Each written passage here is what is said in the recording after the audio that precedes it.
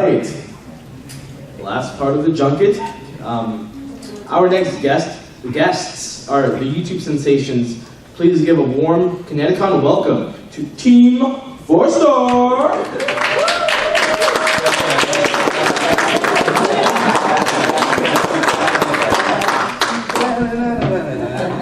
How's it going, guys? Good. Doing good. So late night, but doing good. Awesome playing. You want to tell the pretty people your names and your roles, I guess, in Team 4-Star? Hi, I'm Nick Landis, Lanny Couture of Team 4-Star, co-writer, co-creator, co-founder, and co-star. I play the voices of Vegeta, Piccolo, Krillin, Master Roshi, Shenron, and Mr. Popo. My name is Anthony Sardina. I voice in Team 4-Star. I play Captain Ginyu, Dodoria, Salza, Nikki, and I'm going to be playing Hercule. I'm also the creator of JoJo's Bizarre Adventure Abridged. Awesome. Thank you, guys. The floor is open. Joshua Altonelli from WCCA TV. I'm guessing that you guys all live like far away from each other. Yes. Does that ever have an effect on the production or? Luckily, with the internet being what it is today, it's really easy to get in contact with anybody from all across, not only North America, but the world. The three writers, myself, Scott Frericks, and Curtis Arnott, we're actually from complete different corners of the continent.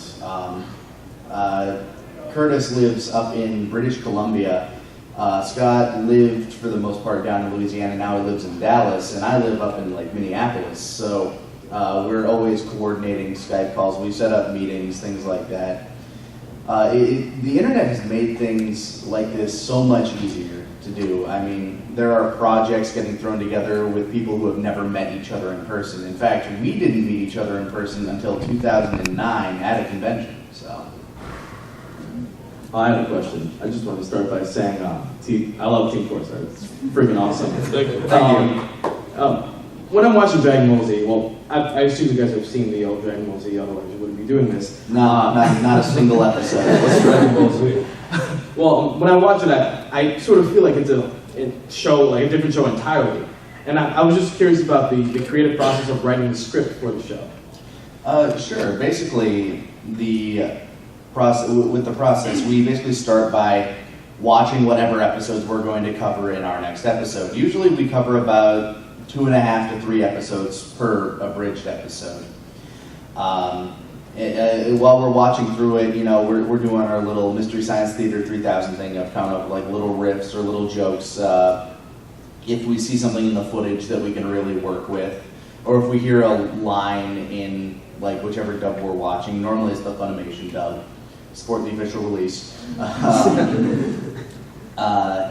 We find something to either riff on that, and we write down the little jokes that we come up with, and usually if they're good enough, we keep them in the normal script, and then we basically start our text document from there, and we build between those pieces, going from beginning to end, working around the larger jokes first, because you need a big laugh every now and again, or else what's a parody?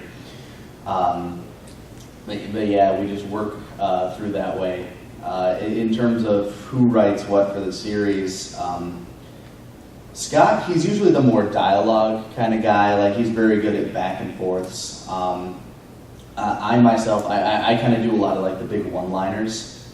And Curtis, he's kind of the big joke guy. He shoots a lot of jokes out there during the scripting session. He's just bam, bam, bam, bam, bam. Not all of them stick, but the ones that do are usually really good, and we usually work around those, and yeah, that's kind of how the process works for us.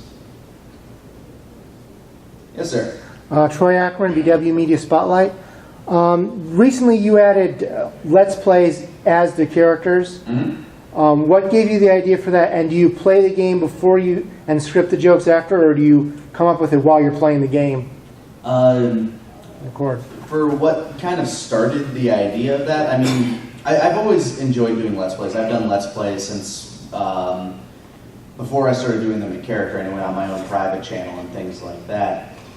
but I decided doing them basically because there's a good chunk of time between our episodes, because the episodes take the actual Dragon Ball Z Abridged episodes take a decent chunk of time to make.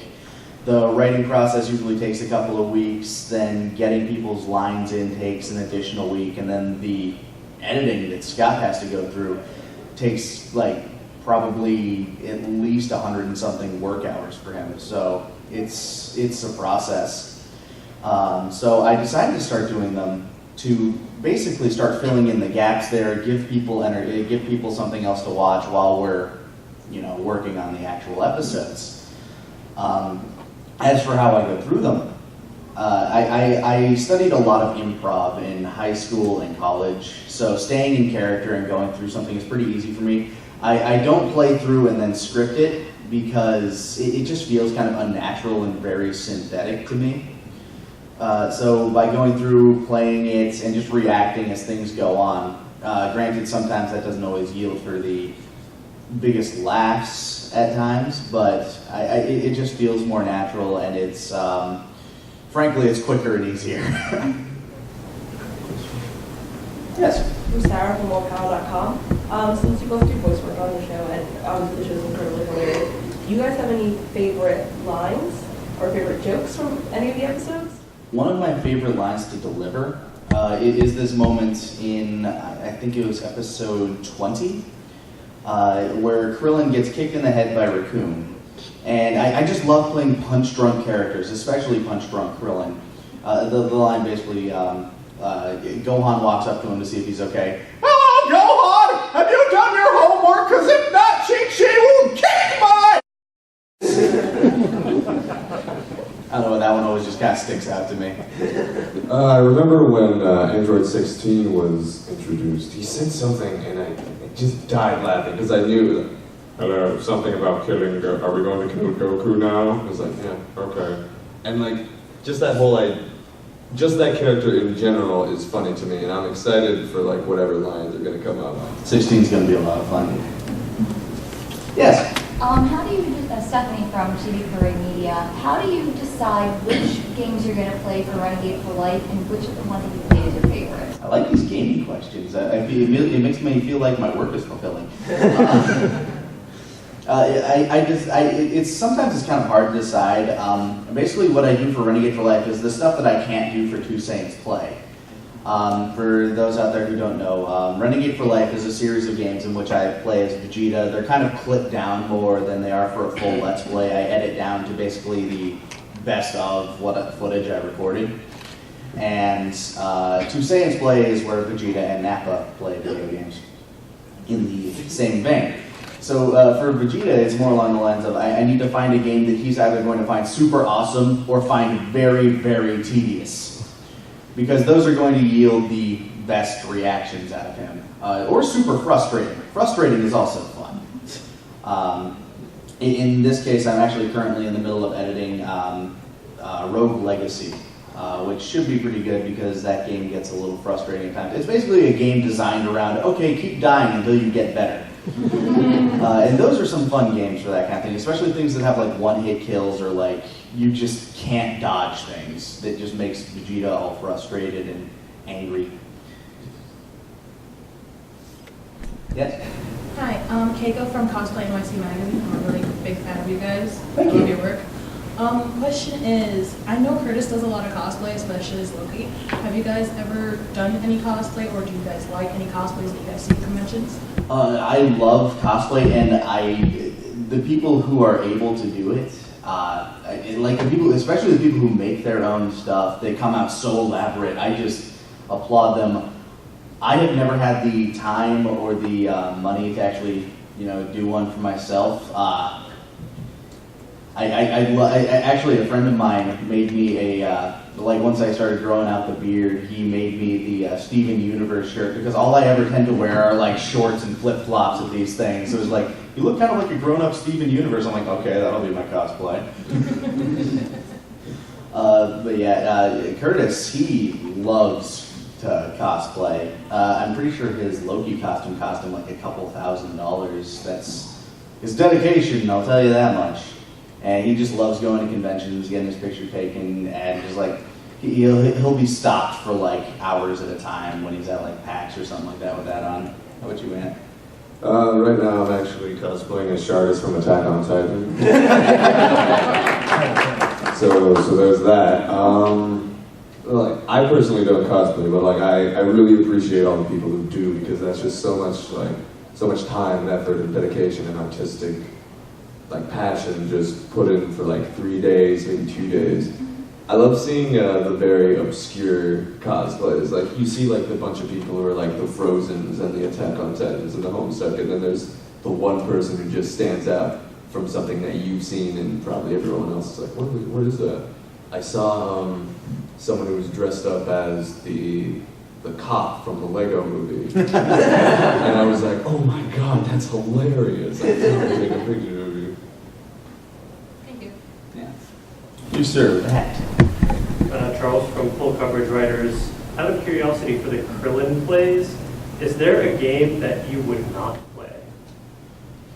One game that I've actually found kind of intimidating, like I don't normally get scared playing games, but I tried this one out once. SCP Containment Breach is actually like one of those games that's actually kind of hard for me to get through. There's like a certain level of stress where it's like, okay, I need to keep this thing in my line of sight or I am going to die. And it's not so much that I'm like scared of the situation, it's just like, I don't want to screw up, I don't want to screw up, I don't want to screw up. It's one of those things where it's like, I kind of want to be able to get through the game in order to play it. And that one I found a little difficult at times, because you're just running through the hallways and all of a sudden you just die because you weren't looking at the thing that was in the corner of the room you just entered. Yeah. We have time for one more question. Okay. Yeah, would you like to pick somebody? Yeah, sure, the guy in blue. John from That Con Life. When are you guys going to crown the new patty cake champion? The belt is sitting on my wall as we speak. I am a retired champion. And yeah, that's the way that's going to work out. Worked for Mick Foley. Yeah, I actually got it signed by Mick Foley and Jim Cummings. Pretty much anybody I attribute as being part of my childhood, I've tried to get it signed by. Unfortunately, I didn't bring it this weekend. I would have loved to have Rob Paulson and Maurice Lamar sign it. All right, thank you guys so much. Everyone, Team 4-Star.